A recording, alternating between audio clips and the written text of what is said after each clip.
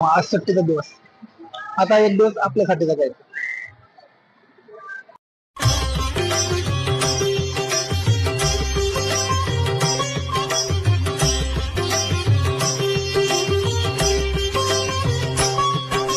Shri Narsingh Lakshmi Narasimha Varaha Narhari Jwala Narhari